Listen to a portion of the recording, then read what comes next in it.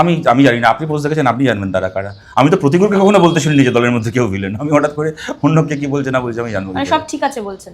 না না, সব ঠিক আছে আমি কেন বলতে যাবো? আমি বলছি তো, যদি চিঠিটা সত্যি হয়ে থাকে, যেটা আমি সোশ্যাল মিডিয়ায় দেখেছি, তাহলে ডেফিনেটলি সব ঠিক নেই। আপনি আমাকে অনেকদিন ধরে চেনেন, আমি কখনো রকম ওই জাগলারি করে কথা বলি না, কি আমি ওই মানে জোর করে ডিপ্লোম্যাটিক উত্তর দিই না।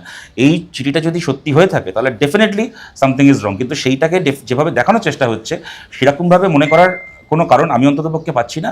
যদি এই চিঠি সত্যি হয়ে থাকে তাহলে নিশ্চয়ই কোনো একটি স্তরে একটা বোঝাবুঝির সমস্যা হয়েছে ডেফিনেটলি। এবং চিঠির মধ্যে আমি দেখলাম যে জেলা নেতৃত্ব, রাজ্য নেতৃত্ব লেখা আছে। আমি প্রতিকূলের জেলা নেতৃত্ব নই, আর আমি রাজ্য নেতৃত্ব নই, বরং প্রতিকূল রাজ্যে একত্র দেখতে গেলে আমার নেতৃত্ব, কারণ রাজ্য কমিটির সদস্য না, কিন্তু আমি বললাম তো প্রতিকূল আমার আগে রাজ্য কমিটির সদস্য হয়েছে, সেই জায়গা থেকে প্রতিকূল বরং কোনো একটা দিক থেকে আমার নেতৃত্ব।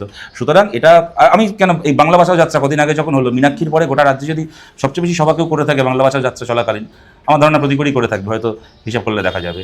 এবং নিজের যোগ্যতাতেই করেছে, কারণ অবশ্যই পপুলারিটি আছে, ও সেইভাবে লড়াই করেছে, ওর কথা লোকে শুনতে চায়।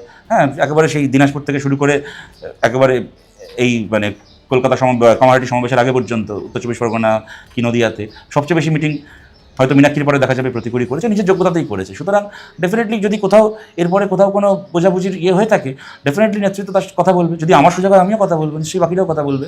আশা করছি এগুলো মিটে যাবে। এগুলো কেন এটা তো ঘটনা যে প্রতিকূলতা কোনো জায়গায় বলে, এবং আমি সবগুলো এগুলো বলছি ওই সোশ্যাল মিডিয়ায় দেখা জিনিসটাকে সত্যি অ্যাজিউম করে। এটা হতে পারে পুরোটাই মিথ্যে, কিন্তু অ্যাজিউম করে আমি বলছি।